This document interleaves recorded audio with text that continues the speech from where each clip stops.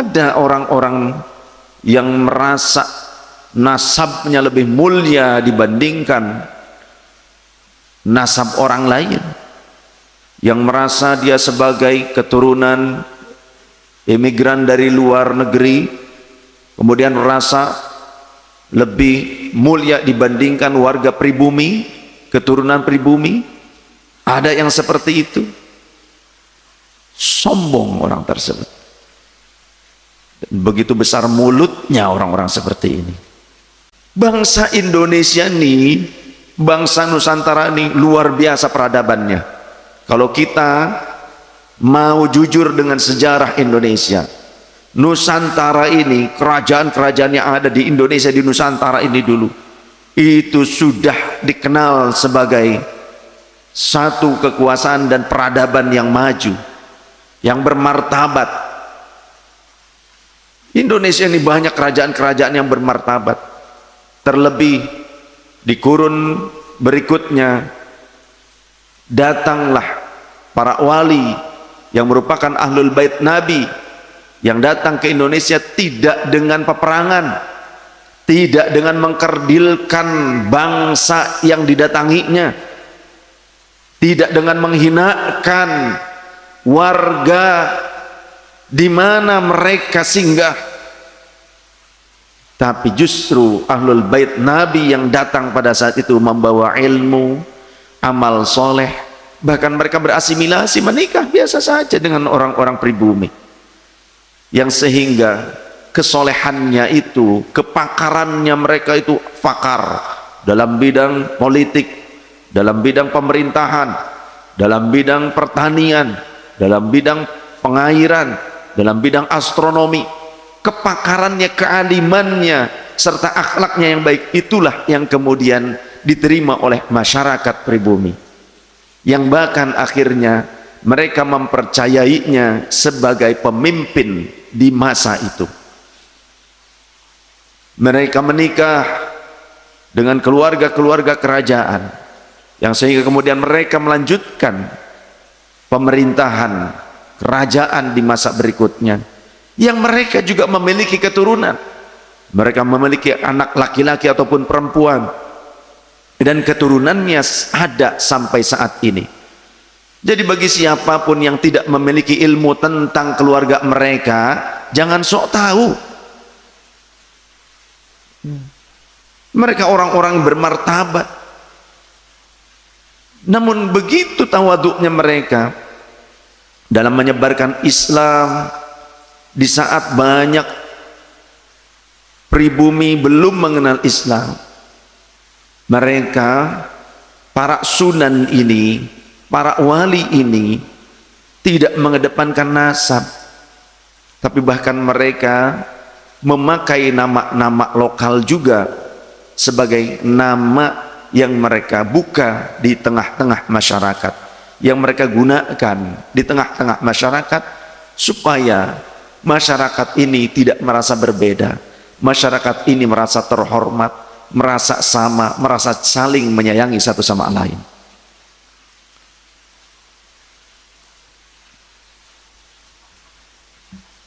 Ada orang-orang yang merasa nasabnya lebih mulia dibandingkan nasab orang lain, yang merasa dia sebagai keturunan imigran dari luar negeri, kemudian merasa lebih mulia dibandingkan warga pribumi, keturunan pribumi.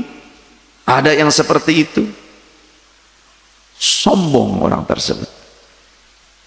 Dan begitu besar mulutnya orang-orang seperti ini.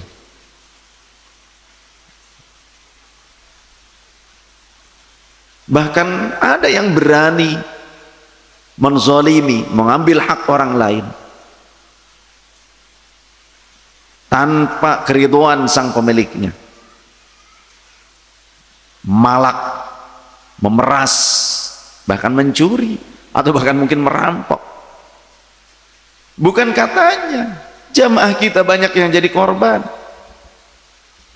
Ada kiai yang pernah memanggil saya di Subang. Ada seorang yang merasa menganggap nasabnya itu lebih mulia.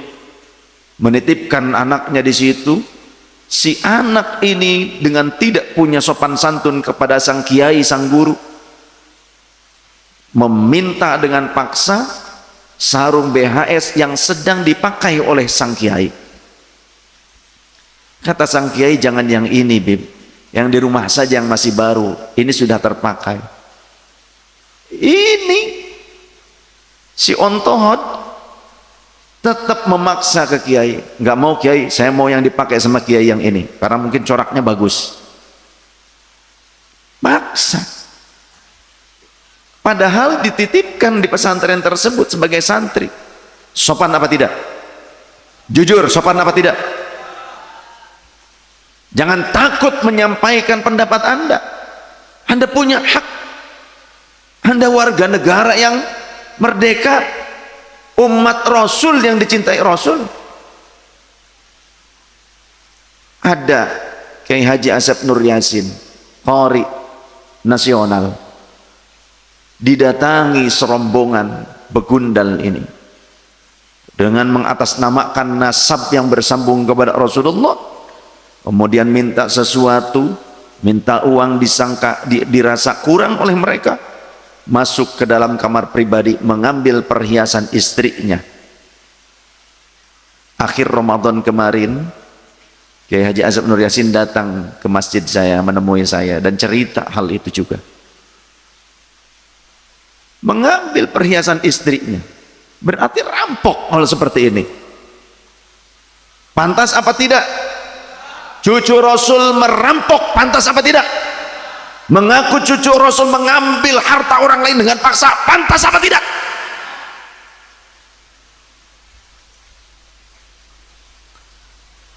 Tidak pantas.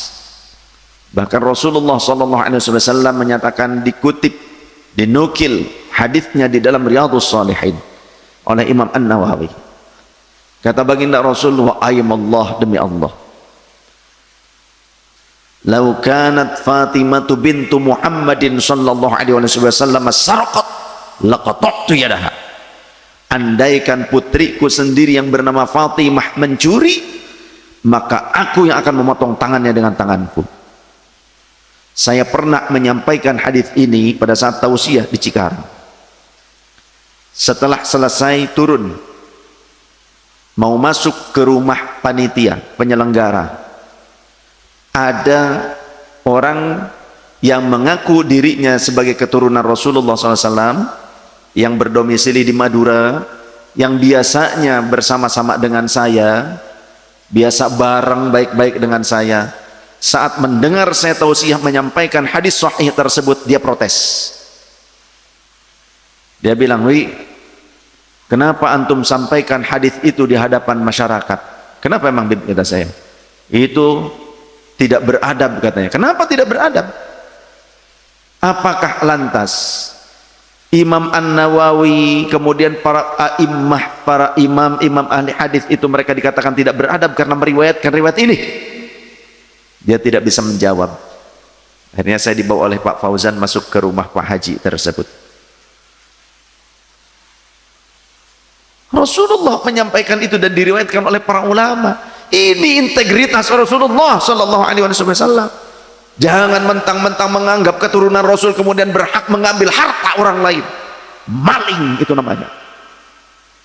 Di Jakarta ada 3 orang yang mengaku diri sebagai keturunan Rasulullah, menipu adiknya Pak B.J. Habibie, keluarga Pak B.J. Habibie.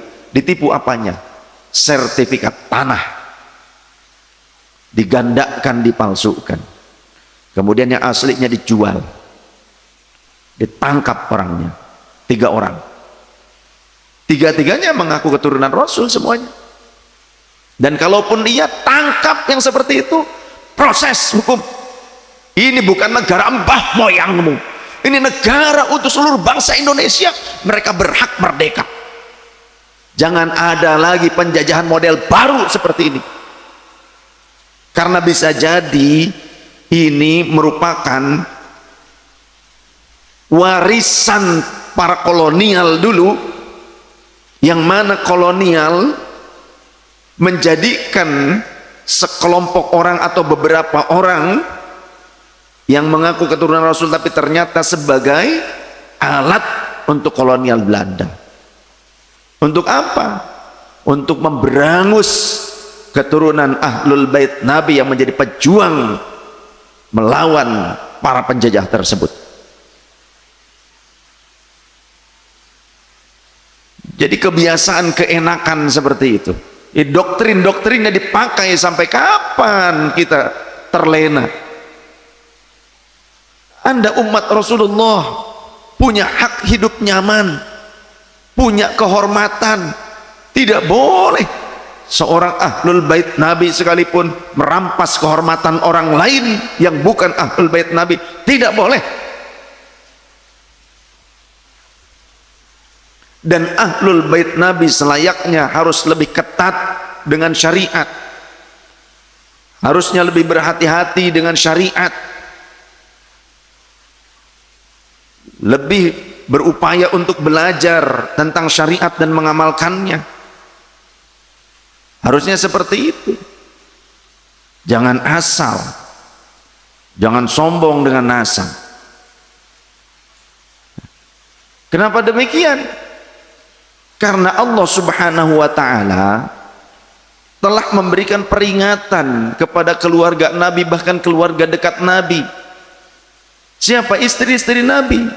Ya nisa'an nabiyyi may ya'ti minkunna bifahishatin mubayyinatin yudha'af lahal 'adzabu dhi'faini wa kana dzalika 'ala Allah yasira. Wahai istri-istri Nabi, wallahu wa rasul a'lam bi muradi wa ma'na. Wahai istri-istri Nabi yang merupakan Ahlul Bait terdekatnya Nabi, diantaranya adalah istri-istri Nabi, kemudian putra-putrinya Nabi dan cucunya Nabi, menantunya Nabi. Itu Ahlul Bait Nabi yang paling dekat. Istri-istrinya Nabi, orang yang biasa menemani Nabi, yang melihat, yang berhak melihat auratnya Nabi, yang boleh, wanita yang boleh dipeluk oleh sang Nabi, yang halal untuk sang Nabi, yang melayani Nabi setiap harinya, orang terdekatnya Nabi. Tapi diancam oleh Allah dalam surah Al-Ahzab, ya nisa'an nabi may ya'ti minkunna bifahishatin mubayyinah yudha'af lahal 'adzabu dhi'afaini wa kana dzalika 'ala Allah yasira. Wahai istri-istri Nabi, siapapun di antara kalian yang melakukan fahishah mubayyinah, yang melakukan keburukan yang nyata menurut syariat, menurut syariat ini buruk, maka yudha'af lahal 'adzabu dhi'afain, maka azabnya akan dilipat gandakan. Azabnya akan dilipat gandakan, dosanya ditambah-tambah lagi, dilipat-lipat gandakan dosanya. Jadi jangan merasa sombong dengan merasa sebagai keluarga baginda Nabi tapi ternyata perilaku buruk, bahkan melakukan kezaliman kepada orang lain. Awas, saya pernah mendengar orang yang mengaku sebagai keturunan Nabi yang berkata, kalau kami mengambil ayam milik warga itu tidak apa-apa, tidak jadi dosa katanya, karena nanti di akhirat yang akan menggantinya adalah kakek kami, yakni Rasulullah sallallahu alaihi wasallam. Kepedean lu, maling bae maka harus nyandarin ke Nabi. Maling sampai menyandarkan ke Nabi, sopan apa enggak? Orang ngaku keturunan Nabi kemudian maling, kemudian dia menyandarkan ke Nabi bahwa nanti Nabi yang akan membalas dan membayar hutang tersebut. Nyolong menyandarkan diri ke Nabi, pantas apa tidak? Enggak pantas, ya Allah. Menyandarkan keburukan pelanggaran syariat kepada baginda Nabi itu tidak sopan. Na'udzubillah min dzalik. Tsumma na'udzubillah. Sebaliknya di ayat yang 4 ayat yang berkesinambungan ini, Jika kalian melakukan kebaikan, maka Allah juga akan melipat gandakan kebaikannya. Barulah di ayat yang 4 ayat ini yang terakhir, ada potongan ayat terakhir, innama yuridullahu liyudhiba ankumur rijsa ahlal baiti wa yutahhirakum tathira. Wallahu rasul a'lam bimuradi wa makna. Sesungguhnya Allah berkehendak untuk menghilangkan rijsun, kotoran-kotoran dari kalian ahlal baiti, wahai ahlul baitnya Nabi, wa yutahhirakum tathira, dan menyucikan kalian dengan sesuci-sucinya. Awas, hati-hati, jangan memonopoli ayat, karena banyak orang menggunakan ayat tapi tidak pada tempatnya atau bukan peruntukannya, tidak sesuai substansinya.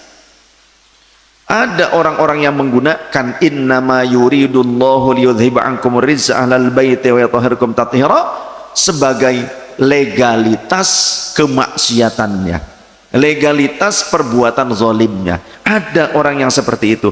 Ini merupakan maksiat yang sangat besar. Kenapa? Mendustakan ayat Allah Ta'ala. Kalau mau jujur baca 4 ayat dari sebelumnya, maka akan faham bahwa lafaz innama yuridullah sampai akhir ayat itu tujuannya kepada siapa? Tujuan utamanya adalah kepada istri-istri Nabi, walaupun mereka istri Nabi, disayang oleh Nabi, dilindungi oleh Nabi, mereka khidmat langsung kepada Nabi, hidup sezaman dengan Nabi, hidup serumah dengan Nabi, bisa melihat auratnya Nabi, mereka juga boleh memperlihatkan aurat mereka di hadapan sang Nabi. Walaupun demikian, mereka terancam dengan ancaman jika melakukan keburukan, jika melakukan kemaksiatan, kezaliman, maka double dosanya. Allah juga memberikan motivasi, jika mereka melakukan amal soleh maka double pula pahala kebaikannya. Oleh karenanya, dengan ancaman dan juga dengan motivasi, artinya dengan targhib dan tarhib di ayat-ayat sebelumnya, maka di ayat berikutnya yang ayat yang keempat yang ada kata innama yuridullahu, itu pernyataan Allah. Sesungguhnya dengan ayat-ayat yang sebelumnya berupa targhib dan tarhib, berupa ancaman dan motivasi. Kenapa kok Allah sampai mengancam dan memberikan motivasi kepada istri-istri Nabi, kepada ahlul bait Nabi? Karena Allah berkehendak untuk menghilangkan rijsun, kotoran dari diri kalian wahai ahlul bait Nabi. Berupa apa? Dosa. Dengan cara apa? Allah mengancam, Allah menakut-nakuti ahlul bait Nabi. Jika kalian melakukan dosa, kalian akan double dosanya, azabnya. Bukan dosa lagi, azabnya double. Maka dengan ancaman ini Allah berkehendak supaya ahlul bait Nabi menghindarkan diri mereka daripada dosa dan kezaliman, sehingga mereka akan dibersihkan, mereka akan dikeluarkan dosa-dosanya. Kemudian Allah juga memberikan motivasi, jika mereka ahlul bait Nabi melakukan kebaikan, Allah akan melipat gandakan pula pahalanya. Maka ini tujuan Allah supaya ahlul bait Nabi ini menjauh daripada kezaliman kepada diri mereka sendiri ataupun kepada orang lain, dan mereka termotivasi untuk melakukan kebaikan-kebaikan. Supaya apa? Supaya jadi penebus dari dosa-dosa mereka. Karena Allah berfirman, innal hasanat yudhibnas sayyiat, sesungguhnya kebaikan-kebaikan itu bisa menghapus keburukan-keburukan. Kamu hindari keburukan dan kamu harus berpacu meraih kebaikan, supaya aku bisa menghilangkan kotoran dari diri kalian, yakni berupa dosa, dan aku bisa menyucikan kalian dengan sesuci-sucinya. Tujuanku itu mengancam kalian dan memotivasi itu, kata Allah. Gitu maksudnya. Bukan melegalkan maksiat, bukan memperbolehkan ahlul bait Nabi bermaksiat atau bahkan zalim, bahkan mengambil hak orang lain atau menindas orang lain, ya, bahkan seolah-olah memperbudak dengan cara perbudakan yang baru. Dengan apa? Doktrin doktrin kualat, jualan barokah. Awas, jangan mau dibodohi. Kalian ini umat Rasul sallallahu alaihi wasallam. Kalian orang yang merdeka. Jangan mau diperbudak dengan cara perbudakan yang baru. Ayo, Anda, bahkan jika kita ini adalah warga keturunan pribumi, harusnya lebih bangga. Karena apa? Karena bangsa kita Nusantara, bangsa yang bermartabat, bangsa kita bangsa yang besar. Bahkan di negeri kita secara sejarah memiliki peradaban kerajaan-kerajaan yang tangguh. Jangan minder. Anda berhadapan dengan orang Arab, jangan minder. Anda berhadapan dengan orang Eropa, jangan minder. Ya. Dulu Eropa, negara-negara yang mereka ancolong-ancolongan ke sana kemari menjajah, bangsa kita bangsa yang besar. Ketika kita tahu kita adalah keturunan pribumi, kita nih memiliki peradaban yang besar, yang hebat. Leluhur kita punya martabat, leluhur panjenengan itu terhormat. Pertahankan kehormatan leluhur panjenengan. Leluhur kita harus kita pertahankan.